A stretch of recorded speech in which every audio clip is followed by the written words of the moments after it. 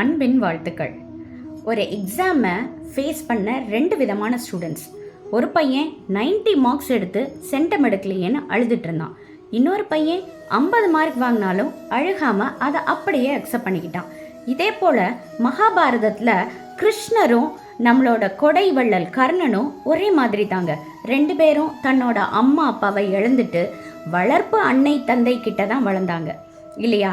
இதில் கிருஷ்ணர் என்ன பண்ணாரு, ஆசிட்டிஸ் அந்த அம்மா அப்பாவை அக்செப்ட் பண்ணிட்டு அவரோட லைஃப்பை ரொம்ப பீஸ்ஃபுல்லாக ரொம்ப பாசிட்டிவாக வாழ்க்கையை நடத்தினார். ஆனால் கர்ணன் அதை அப்படியே அக்செப்ட் பண்ணிக்கல. தான் மனசுக்குள்ளே வருத்தப்பட்டு கோபப்பட்டு அந்த கோபத்தை அடக்கி இதை மாதிரி பலவிதமான ஒரு குணாதிசயத்தை தன்னோட மனசுக்குள்ளே வச்சு தன்னையும் கஷ்டப்படுத்தி அதோட கஷ்டத்தோட வெளிப்பாடாக அவன் நிறைய கஷ்டத்தை அனுபவிக்கவும் செஞ்சான். இது எதுக்கு சொல்கிறேன்னா, வாழ்க்கையில் சில விஷயம் நமக்கு கிடைக்கும்போது அதை அப்படியே அக்செப்ட் பண்ணிக்கிட்டா நிறைய பிரச்சனையிலேருந்து நம்ம தப்பிக்கலாம்.